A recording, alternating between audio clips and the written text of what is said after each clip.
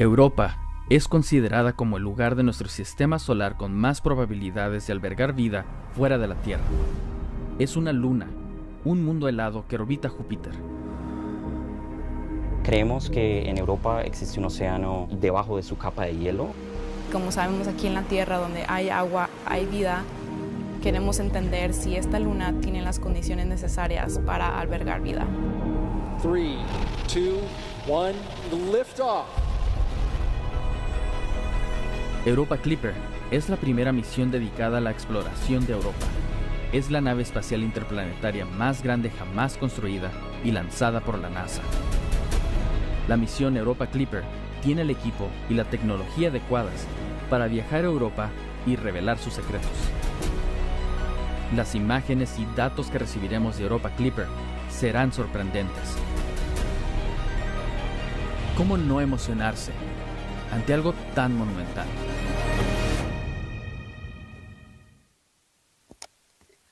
Hola, bienvenidos y bienvenidas a este episodio de NASA Science Live, el primero que os ofrecemos en español. Hoy vamos a descorrer el telón de una de las misiones espaciales más interesantes de nuestra era, Europa Clipper, una misión que explorará una luna helada de Júpiter y revelará lo que se esconde bajo su superficie de hielo. Soy vuestra anfitriona, María José Viñas, y estoy encantada de estar con vosotros aquí hoy. Pero lo mejor de todo es que no solo vamos a estar hablando nosotros, sino que tú también puedes participar. Si tienes preguntas, envíanoslas durante el programa usando el hashtag PreguntaNASA en la sección de comentarios de la cuenta desde la que nos estás viendo. Y vayamos al grano. ¿Qué hace que esta misión sea tan especial? Europa, una de las 95 lunas heladas de Júpiter, probablemente tiene un vasto océano líquido oculto bajo su superficie helada. La nave espacial Europa Clipper viajará hasta esta misteriosa luna para poder dar respuesta a una gran pregunta. ¿Podría Europa reunir las condiciones adecuadas para albergar la vida? Hoy me acompañan dos invitados increíbles que están contribuyendo a hacer posible esta misión. El Dr. Benny Dini, científico postdoctoral afiliado a Europa Clipper de la Universidad de California Santa Cruz, y Andrés Rivera, ingeniero de sistemas de la fase de crucero de Europa Clipper del Laboratorio de Propulsión a Chorro de la NASA, o NASA JPL. Benny, Andrés. Mucho gusto. Muchas gracias por estar aquí hoy. ¿Podríais empezar contando a nuestros espectadores un poco sobre vuestras funciones en la misión Europa Clipper? ¿Ben? Sí, claro. En Europa Clipper yo participo del equipo científico, principalmente del equipo que tiene que ver con la investigación del océano usando mediciones de gravedad. ¿Y Andrés? ¿Cuál es tu rol?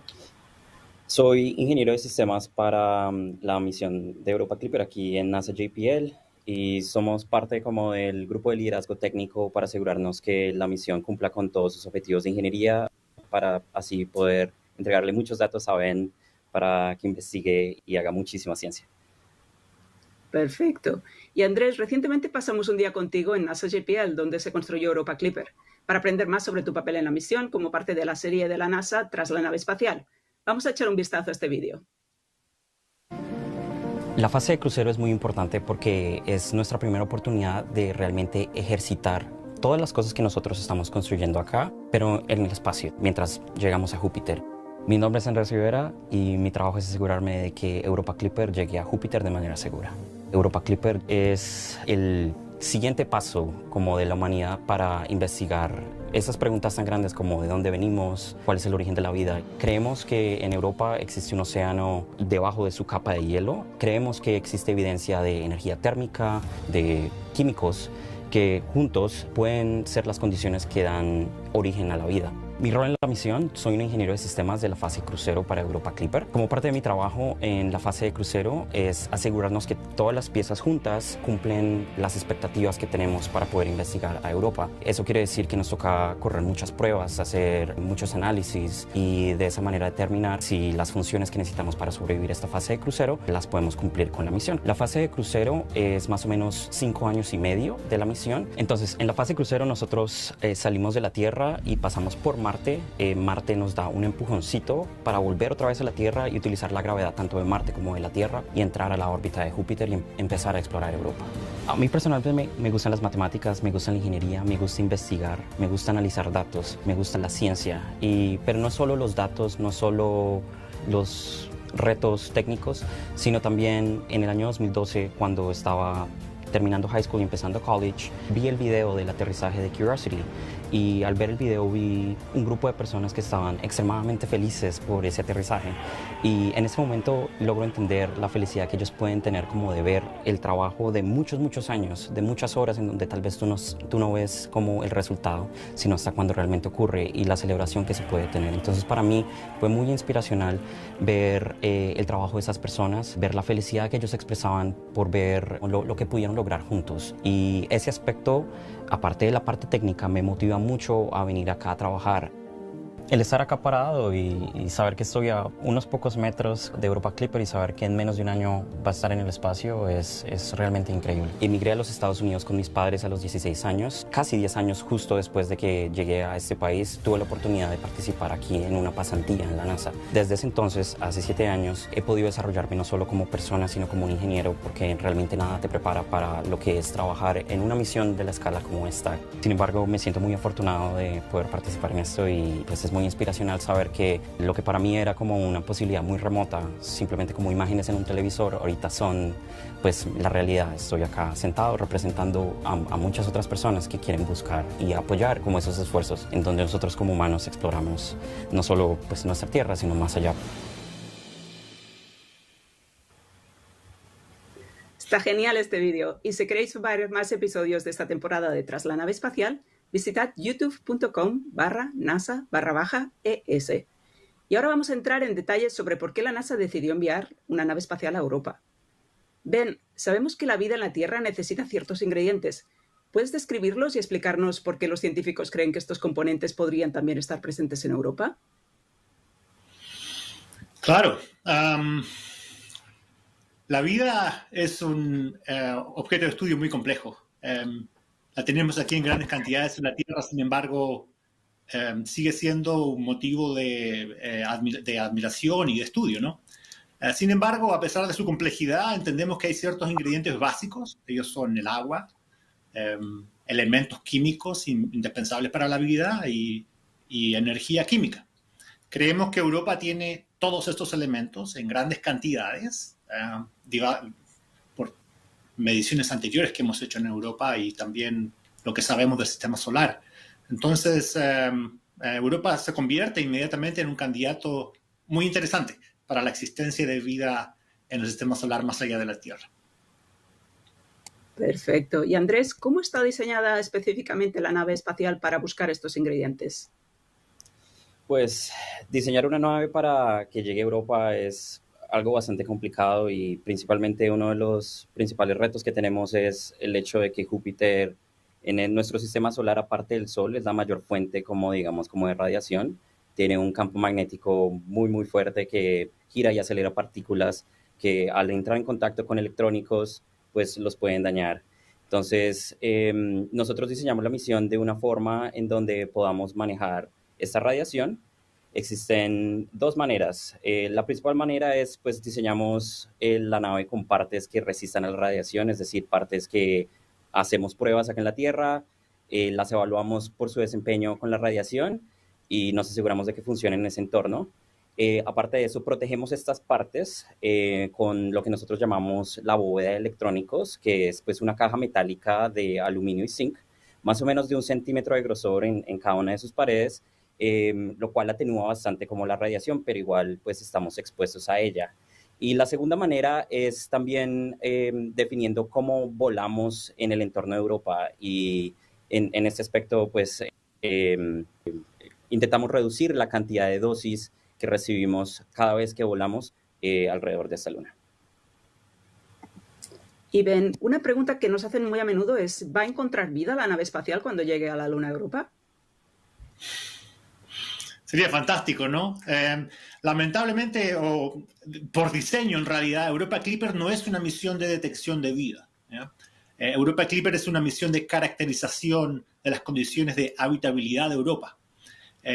La detección de vida es un paso que va un poco más allá de lo que Europa Clipper puede hacer y requiere de esta caracterización que Europa Clipper va a realizar. Es muy difícil establecer específicamente cuáles son los elementos que definen la existencia de vida, pero nosotros creemos que con Europa Clipper vamos a realizar pasos de gigantes en entender cuáles son esos elementos y qué tan posible es encontrarlos en Europa. Y Andrés, la nave espacial también tuvo que diseñarse para resistir el severo entorno de radiación que hay alrededor de Júpiter. ¿Puedes decirnos a qué se enfrentará y cómo está preparada la nave Europa Clipper para sobrevivir a este entorno? Claro que sí. Para ponerlo como en términos que más o menos nosotros podamos entender, el entorno de Júpiter irradia a nuestra nave prácticamente con lo que serían como millones como de radiografías, así como de tórax. Entonces, pues es un ambiente bastante hostil. Te había comentado cómo hemos diseñado las partes precisamente para resistir.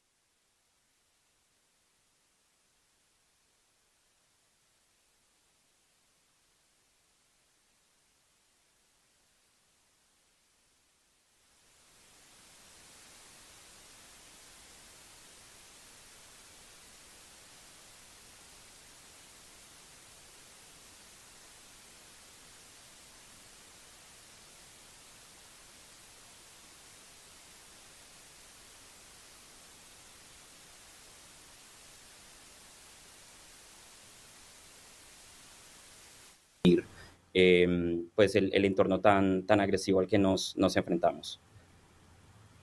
Muy bien. Y también cabe mencionar que Europa Clipper orbitará alrededor de Júpiter y no va a aterrizar nunca en Europa. ¿Podrías hablar un poquito de esto, Andrés? Claro que sí. Las órbitas de Europa Clipper son bastante excéntricas y, como mencioné anteriormente, giramos alrededor o rotamos alrededor de Júpiter. Entonces, te puedes imaginar como más o menos un elipse bastante excéntrico en una parte que está un poquito más chata como hacia uno de los lados y una parte que es como un poquito más puntuda hacia el otro lado. Y ahí es donde nosotros nos estamos acercando más o menos a Europa. Entonces, cada periodo alrededor de Júpiter para nuestra trayectoria son más o menos 14 a 20 días, de los cuales solo durante un día nos vemos expuestos como a esa radiación y el resto de tiempo hacemos el resto de las funciones como de ingeniería para asegurarnos que los datos llegan a la Tierra, prepararnos para nuestro próximo encuentro con Europa y tener todos los instrumentos listos para que de esa forma podamos investigarla. Muy bien.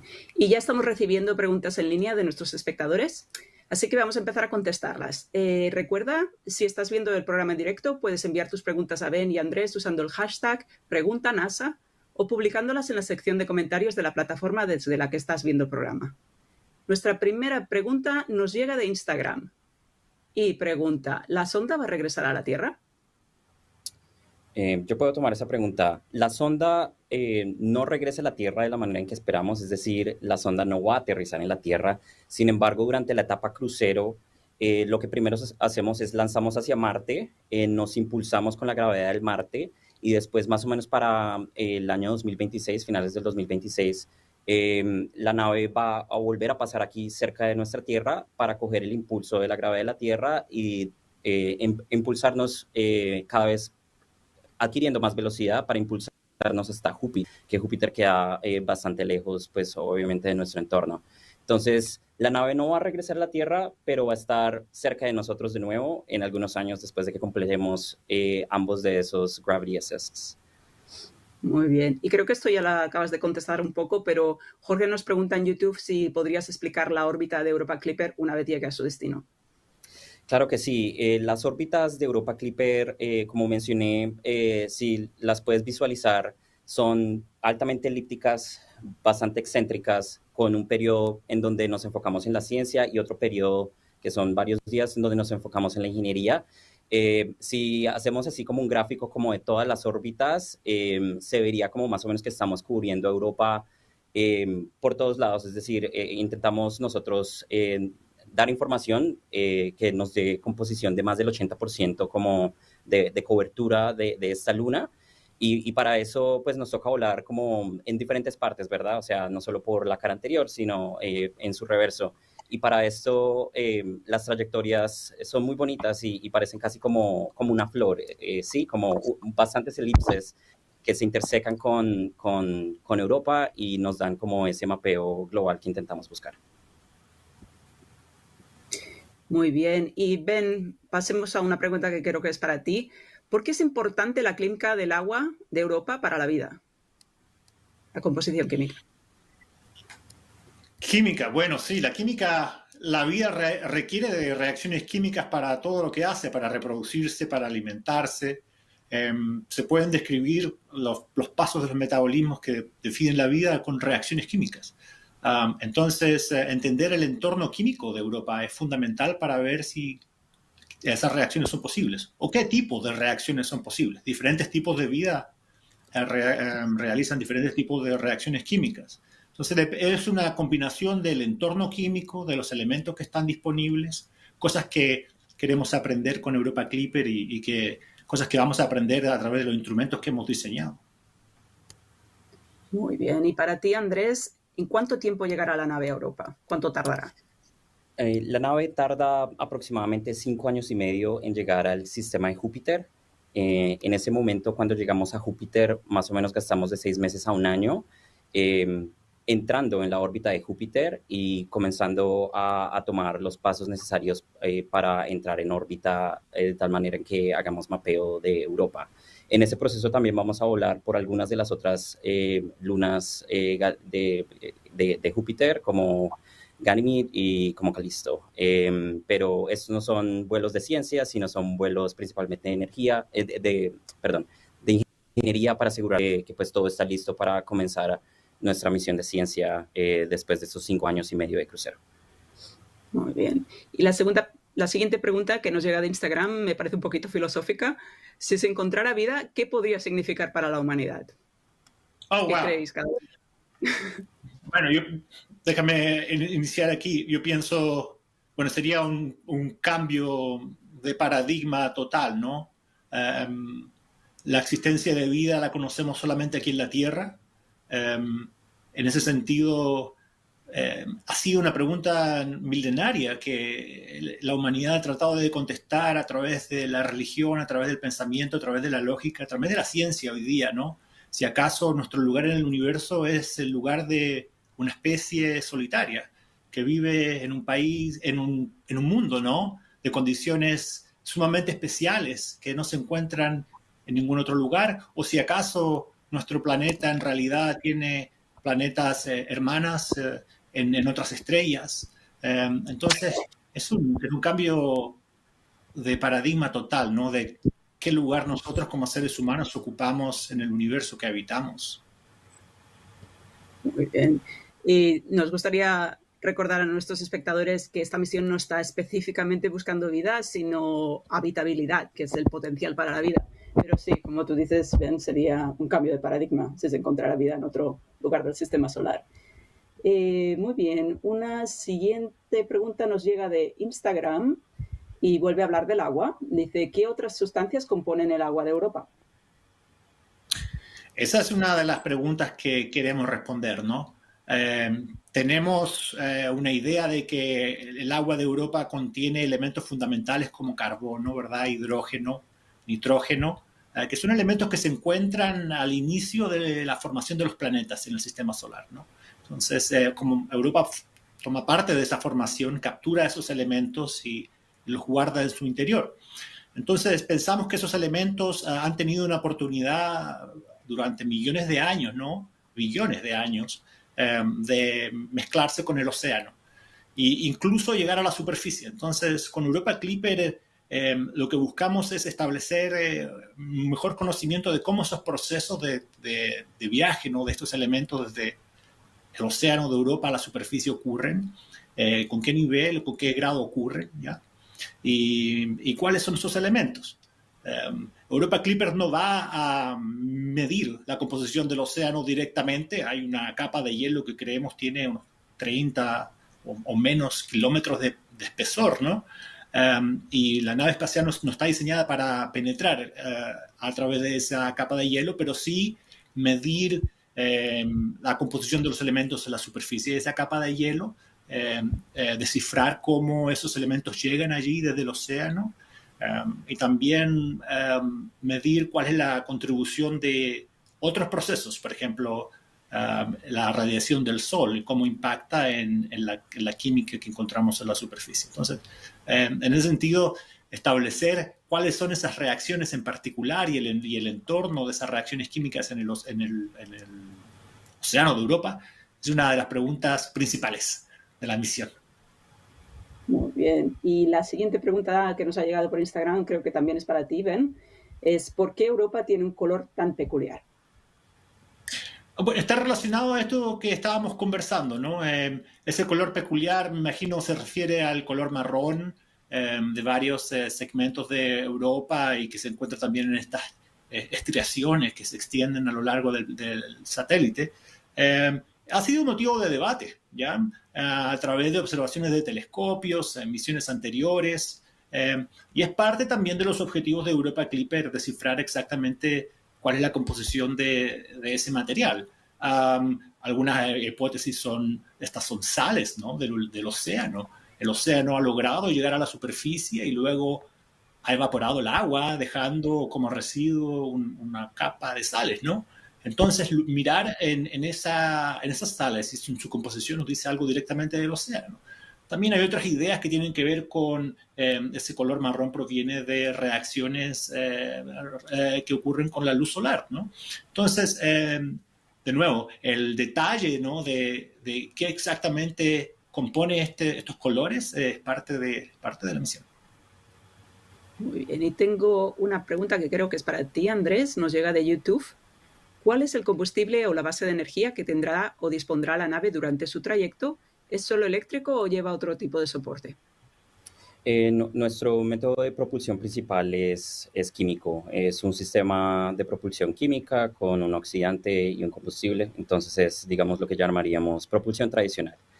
No somos una misión de propulsión eléctrica, pero utilizamos nuestra capacidad de propulsión química para maniobrar, así como también tenemos la capacidad de hacerlo a base eléctrica con reaction wheels. Pero sí, es completamente química, no tenemos propulsión eléctrica. Muy bien. Y Andrés, la nave tiene unos paneles solares enormes. Creo que era 30 metros extendidos. ¿Por qué tan Claro, grandes? sí. Pues lo que ocurre es que en Júpiter queda más o menos a 5 veces la distancia del Sol y la Tierra, es decir, más o menos el 4 al 3% como de la luz que toca los paneles en Júpiter en comparación como llegaría acá en la Tierra. Entonces, prácticamente el área de estos paneles sería más o menos como un piso, un apartamento más o menos un poco grande, más de 100 metros cuadrados de área. Y intentamos colectar la mayor cantidad, digamos, de energía solar que podemos capturar así de lejos, guardarla en nuestras baterías y asegurarnos de que podemos sobrevivir estas órbitas.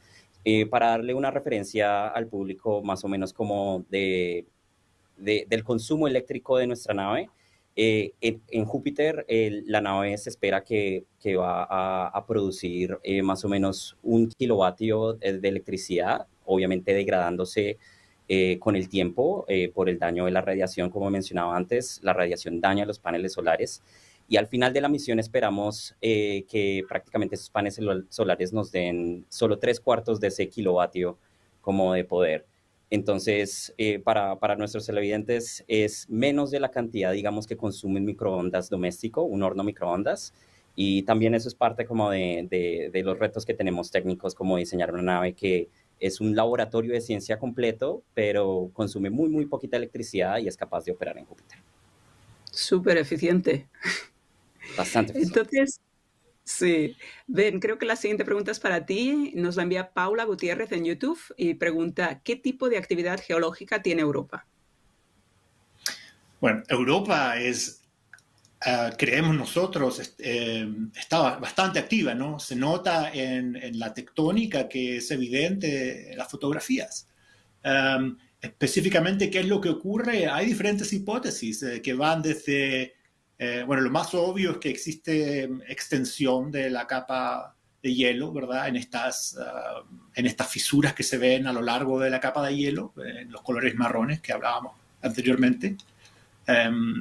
También existen terrenos que son caóticos, ¿no? Es decir, no tienen un orden o una suavidad evidente. Y que creemos son terrenos altamente activos que se están renovando continuamente y que pueden tener información sobre lo que ocurre en el océano, ¿ya? Entonces, en este tipo de tectónica hay mucha información a través de la actividad geológica que tiene Europa. Hay también sugerencias de que existe subducción, digamos, capas de hielo que se superponen una sobre la otra. Entonces, hay varias y muchas cosas en Europa. Lo que sabemos es que es un satélite muy activo y eso es evidente en su distribución de cráteres.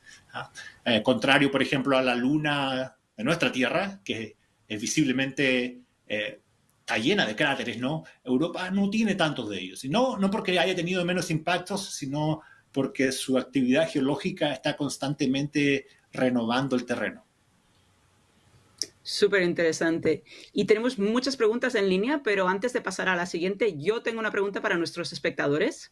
Y es que si pudierais hacer una pregunta a la nave espacial Europa Clipper cuando llegue a Europa, ¿cuál sería? Pon tus preguntas en el chat o donde quiera que estés viendo el programa y usa el hashtag PreguntaNASA. Entonces pasemos a las preguntas que ya nos han llegado. En Instagram nos han preguntado cómo afecta la radiación de Júpiter a la vida en Europa. Bueno, Andrés dijo algo acerca de esto, ¿no? En la superficie de Europa es imposible casi para la vida existir, ¿no? La radiación ahí es altísima, algo así como 50.000 escáner de pecho, de rayos X, cada segundo, ¿no? O sea, la vida ahí no tiene condiciones propicias.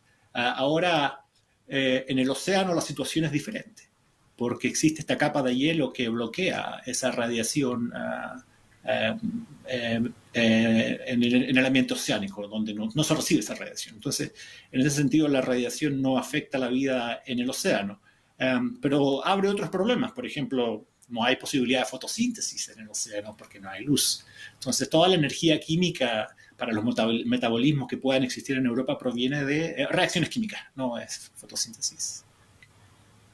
Y para añadir un poquito a lo que dice Ben, pues como mencionaban nosotros como ingenieros, hicimos una bóveda para asegurarnos que los electrónicos resisten la radiación y la capa de hielo, Ben lo mencionó, se hipotiza que son decenas de kilómetros de grosor, ¿verdad? Entonces yo mencionaba, es solo 1 centímetro de grosor de aluminio zinc, que es un gran bloqueador de radiación, pero el hielo en sí mismo también bloquea muchísimo la radiación y por eso hay tanta esperanza en investigar lo que ocurre debajo en el océano. Muy bien. Y luego de la misión Europa Clipper nos preguntan en Facebook si va a haber alguna misión para aterrizar en la Luna e ingresar en el océano subterráneo. Sí, es más, cuando apenas estábamos formulando la misión de Europa Clipper por allá como más o menos el 2015-2016, complementariamente también se formuló la idea de un lander, un dispositivo que pudiera aterrizar y sobrevivir suficiente tiempo como para entrar en el hielo y tal vez más directamente poder evaluar la composición química como en la superficie de Europa. La idea todavía está allí, pero este tipo de misiones siempre compiten con los deseos, digamos, como la comunidad de ciencia, y hasta el momento no hay planes confirmados para aterrizar en Europa. Bueno, a ver si hay suerte y sucede. Después Luis en YouTube nos pregunta ¿a qué distancia máxima se va a acercar a Europa la nave? Yo puedo tomar la pregunta. Nuestro sobrevuelo más cercano nos va a poner más o menos a una distancia de 25 kilómetros de Europa, lo cual es bastante cercano considerando las cámaras que tenemos en nuestra visión. Nos va a dar imágenes de altísima resolución. Muy bien. Y en YouTube también nos están preguntando si la nave lleva cámaras, porque supongo que la gente quiere ver todas esas imágenes. Claro que sí. Nuestra nave tiene bastantes cámaras, no solo cámaras en el área visible, es decir, la luz que nosotros podemos capturar con nuestros ojos como humanos, sino también cámaras que trabajan en el infrarrojo cercano, y asimismo también en el ultravioleta para hacer espectrografía y cosas así. Nuestras cámaras principales, como en el área visible, lo llamamos EYES, E-I-S, en inglés pues como los ojos.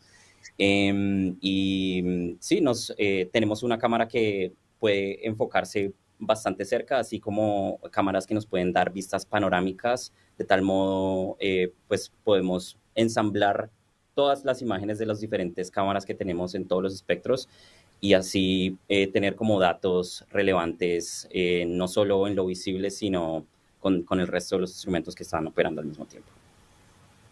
Perfecto.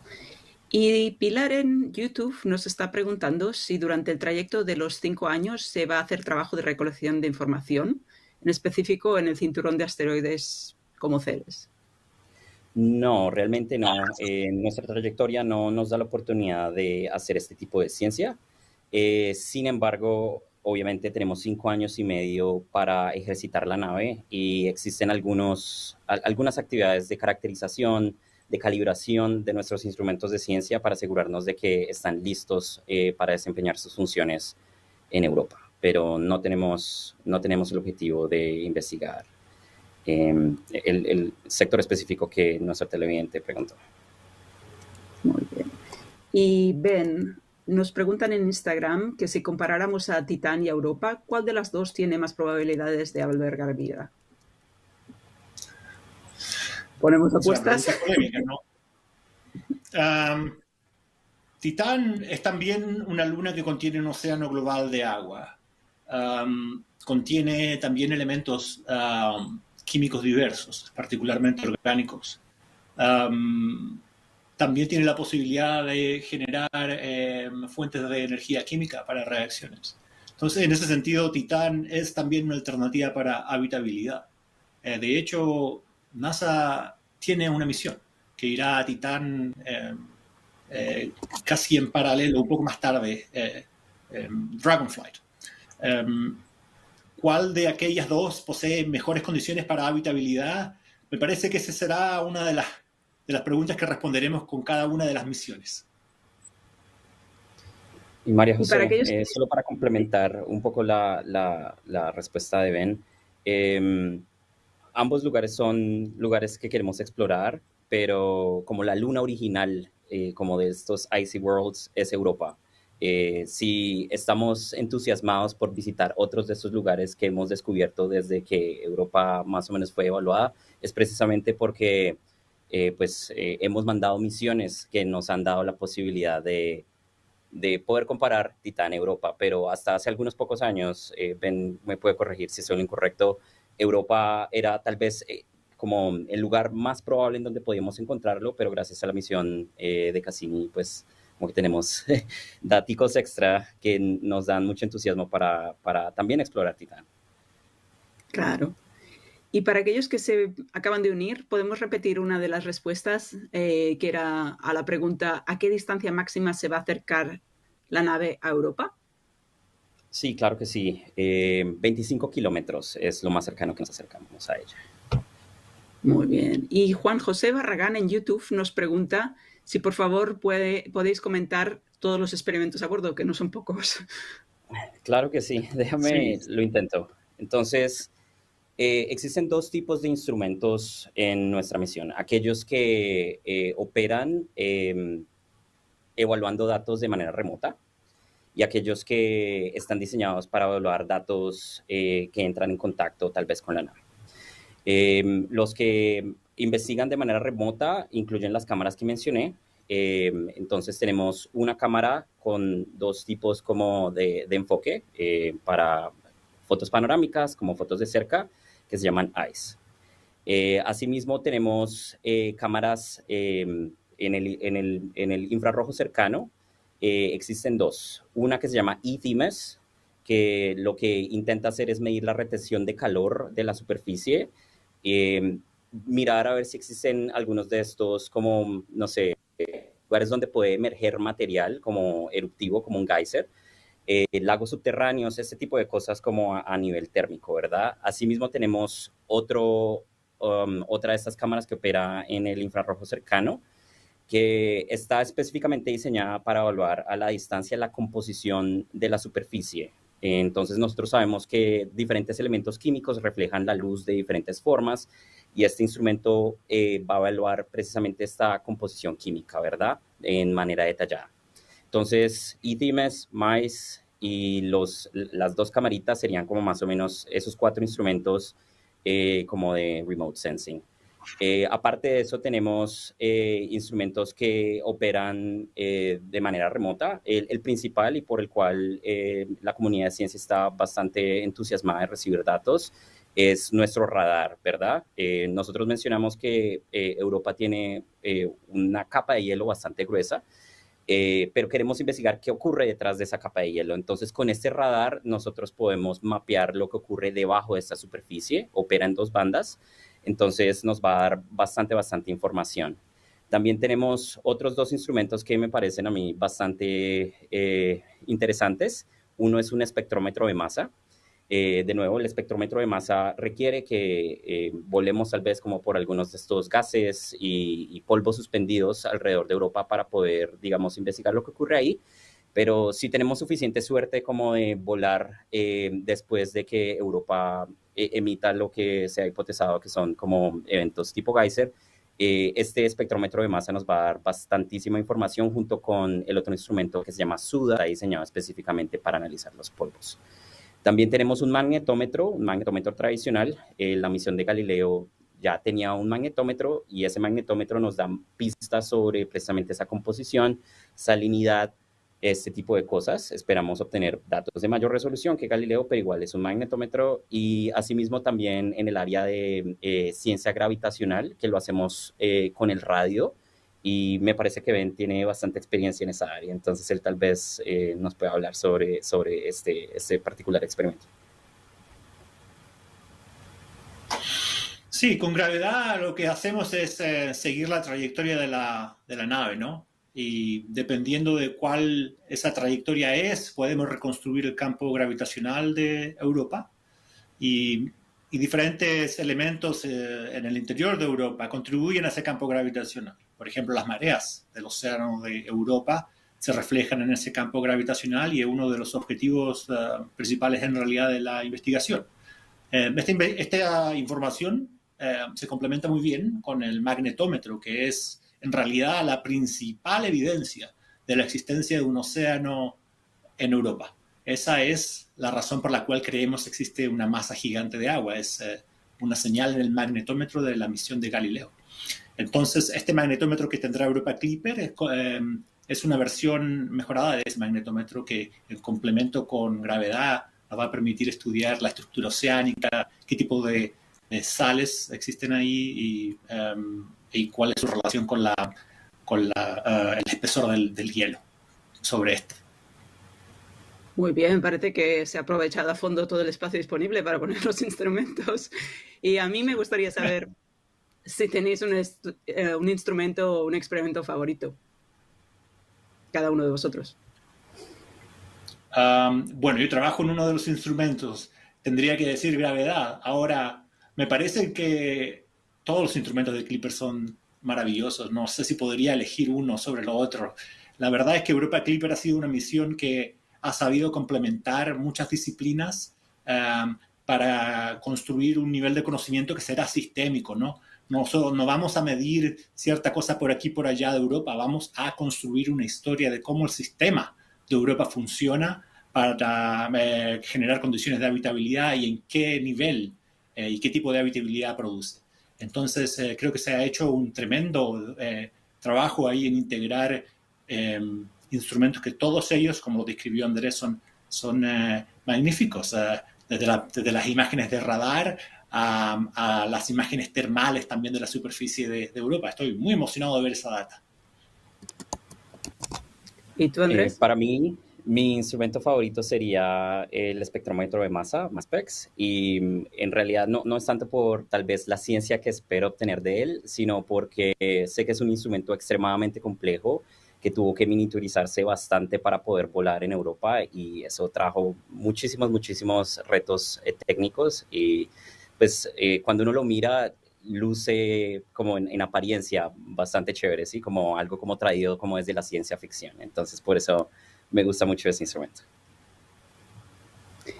Y ahora Oscar Cruz en Facebook nos pregunta si es cierto que la luna de la Tierra se está alejando cada vez más de la Tierra y si le pasa lo mismo a Europa respecto a Júpiter. Sí, es correcto. de manera muy lenta, ¿no? No es observable, de hecho lo podemos medir día a día en la Luna porque hay un sistema de láseres que instalaron los astronautas cuando fueron ahí. Podemos medir cómo la Luna se aleja de la Tierra. En el caso de Europa ocurre lo mismo, ¿no? Ahora es un poco más complicado porque Europa, al mismo tiempo que se aleja de Júpiter, está interactuando con sus lunas hermanas, Io y Ganímide, en algo que conocemos la resonancia de Laplace. Entonces es un sistema muy complicado desde el punto de vista gravitacional, un poco más complejo que el de la Luna, pero en ambos casos estas lunas se alejan del planeta que orbitan. Y en Instagram nos están preguntando qué otros objetivos tiene la misión, aparte de ver si puede albergar vida Europa. Ese es el principal objetivo. Como objetivos secundarios, para lograr aquello, hay ciertos objetivos que tienen que ver con la caracterización del lugar, ¿no?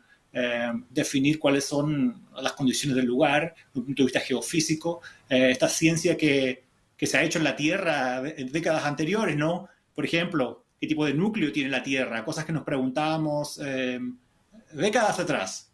En el caso de Europa no sabemos mucho de aquello que existe en el interior. Entonces, mucho de lo que tiene que ver con habitabilidad también corresponde con este tipo de objetivos de conocer el interior de la Luna, conocer cómo interactúa con su ambiente magnético, cosas de aquel estilo. Y en Instagram nos están preguntando si la temperatura de Europa es la adecuada para albergar vida. En la superficie no, es bastante gélido, ¿no? En el interior esperamos la temperatura... no es muy diferente a la temperatura a la que se derrite el agua, ¿no? Si hay un océano, significa que la temperatura ahí es de 273 Kelvin, a la temperatura a la cual se derrite el agua. Es el mismo compuesto, ¿no? En ese sentido no cambia. Y si uno va un poco más profundo, la temperatura puede ser incluso más alta. Y una de las cosas interesantes acerca de la vida que sobrevive de energía que viene de reacciones químicas es que la encontramos también aquí en la Tierra en una diversidad de ambientes, ¿no? Las profundidades del océano terrestre albergan vida, sin embargo, las posibilidades de fotosíntesis ahí son escasas, casi nulas, ¿no? La luz no penetra a través de los 4 kilómetros de agua que existen en las profundidades del océano terrestre. Entonces, sí, la temperatura no es muy diferente a la que podríamos encontrar ahí en esas profundidades. Pero ven, cuando estamos hablando de vida en el océano de Europa no nos estamos refiriendo a peces, ¿verdad? Son organismos más pequeñitos. Por supuesto, sí. Sí. Y Luis en YouTube nos está preguntando cuánto dura la misión, se cree que pueda extenderse y cómo terminará. La misión en total está diseñada para durar los 10 añitos más o menos que tenemos como medio tiempo para llegar hasta Júpiter y el resto del tiempo como para hacer la misión. Sin embargo, como buenos ingenieros siempre dejamos margen extra en algunos de nuestros recursos, principalmente, por ejemplo, pues nuestros paneles solares se degradan con el tiempo, se degradan con la radiación. Va a llegar un punto en donde estos paneles solares no van a poder sostener, digamos, como las necesidades eléctricas de nuestra nave. Asimismo, para poder volar por Europa necesitamos bastante capacidad como de propulsión y cada uno de estos ajustes de trayectoria pues consume estos recursos. Entonces tenemos márgenes, es posible que si vemos que después de completar nuestra misión primaria, después de estos 10 años, podemos extenderla, seguramente muchas personas se van a ver interesadas, dependiendo de lo que descubramos, en extender esta misión. En términos de en dónde va a terminar, nuestra idea para... como el desecho de la nave es asegurarnos de que se choca contra Júpiter, ¿sí? No queremos que se choque contra ninguna de las lunas como que orbitan Júpiter, debido a que existen grandes preguntas y no queremos contaminar tal vez ese entorno que hasta el momento es como pristino. Y ese es nuestro objetivo, asegurarnos que podemos llegar a Júpiter, nos chocamos contra Júpiter, sabemos que no vamos a contaminar Europa, y terminamos la misión. Perfecto. Y preguntan en Instagram cómo influirá el Europa Clipper en futuras misiones a otras lunas. Europa Clipper es un esfuerzo pionero, ¿no? En caracterizar un entorno que hasta este momento es lejano a nuestro conocimiento, alienígeno, ¿no? La caracterización que Europa Clipper va a desarrollar sobre Europa va a ser fundamental para definir ambientes que pueden ser explorados luego, ¿no? Tenemos lugares como Enceladus, que es una luna mucho más pequeña que Europa, pero que tiene condiciones similares. Una luna que orbita Saturno, donde hay geysers de actividad que mueven material desde el océano directamente al espacio exterior. Así como Europa, también tenemos otras lunas como Ganímedes, que va a ser explorada por una misión europea en simultáneo a Europa Clipper. Entonces, el conocimiento que Clipper desarrolle con esta misión va a escribir los libros de los satélites gélidos por las décadas siguientes. Desde una perspectiva de ingeniería, cada misión que lanzamos son oportunidades para aprender más sobre el entorno en el que vamos a operar. Y por lo menos entre la misión Cassini y la misión Europa aprendimos muchas cosas. Dentro de ellas, por ejemplo, la misión Cassini solo podía dar información con un grupo de sus instrumentos al mismo tiempo y luego tenía que girar para que otros de sus instrumentos fueran expuestos hacia lo que querían observar. En Europa Clipper, por eso, todos nuestros instrumentos están como en la misma cara como de la nave para asegurarnos de que podemos coleccionar datos con todos los instrumentos al mismo tiempo. Son cositas así que vamos a aprender de Europa desde una perspectiva de ingeniería que seguramente nos van a ayudar a explorar otros entornos así de extremos y así como de retantes para poder investigar más allá. Y tenemos a varias personas en Instagram y también en YouTube que están preguntando si Europa es habitable para seres humanos en el futuro. Probablemente no. No es imposible, pero probablemente sea uno de los lugares donde es más difícil debido al campo magnético de Júpiter. Las temperaturas, sí. La pregunta que nos llega desde Instagram, y no sé si es una de las finales, es ¿qué tipo de descubrimiento haría que la misión sea un éxito rotundo en la opinión de cada uno de vosotros? Claro, una caracterización de los procesos que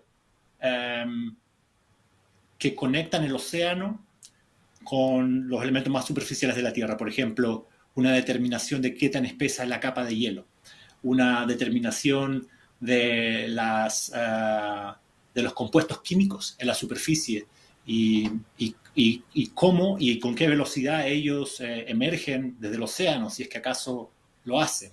Ese tipo de cosas que hemos estado conversando anteriormente para mí serían éxitos rotundos, ¿no? Una de las cosas que estoy muy interesado tiene que ver con la cantidad de sales en el océano de Europa, ¿no? Sabemos que en la Tierra el océano es fundamental para la vida y particularmente la capacidad de circular es fundamental para la vida. El océano de la Tierra mueve nutrientes de un lado para otro, ajusta el clima, etc. Y esa circulación depende mucho de la concentración de sales. Para mí un éxito rotundo sería poder entender esa distribución de sales o ese contenido al menos en el océano de Europa y así iluminar un poco más el rol que tiene el océano de Europa para la habitabilidad del lugar. Para mí es algo que es de baja probabilidad, pero Hubble detectó lo que parecía como un geyser que emergía de Europa. Me gustaría que Europa Clipper pudiera volar inmediatamente después de que ocurriera uno de esos tipos de eventos, para así poder no solo medir a distancia, sino, no sé, bañar la nave en todas estas cosas muy interesantes que podrían emerger como esos geysers. Sería realmente un éxito rotundo. Obviamente no planeamos la misión como para que podamos lograr eso, sin embargo estamos listos por si se nos da la oportunidad.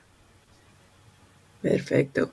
Y desafortunadamente se nos ha acabado el tiempo para preguntas, pero muchas gracias por acompañarnos y contestar a tantas preguntas de nuestros espectadores, Andrés y Ben. Por supuesto, ha sido un placer estar aquí con ustedes. Muchísimas gracias, María José. Disfruté mucho esta charla. Yo también. Y gracias también a todos a los que nos acompañaron en línea. Hoy hemos recibido preguntas fantásticas y nos encanta poder charlar con vosotros en directo. Pero antes de que os vayáis, quiero ofreceros una oportunidad para los niños y las niñas que conocéis para que participen en esta misión. Se trata de un desafío artístico y tienes que pedirle a tus niños que se imaginen cómo se verían los seres vivos que podrían vivir en el océano de la Luna Europa y que nos envíen sus dibujos a través de la página web en español de Space Place. Además, también puedes aprender más sobre Europa Clipper a través de nuestro podcast en español, Universo Curioso de la NASA, que está disponible en todas las plataformas de podcast. Así que esperamos que hayas disfrutado aprendiendo sobre la misión Europa Clipper. Recuerda unirte a nosotros para el lanzamiento de la nave espacial. Su periodo de lanzamiento comienza el 10 de octubre desde el Centro Espacial Kennedy de la NASA y podrás seguirlo en línea desde tu casa, en español y en inglés, a través de nuestra plataforma de streaming gratuita NASA Plus o los canales digitales de la NASA. Mantente informado sobre la misión y todo lo relacionado con la NASA siguiendo nuestras cuentas de redes sociales en español, que son NASA_ES en Instagram y X y NASA es en Facebook. Gracias a todos y todas y hasta la próxima.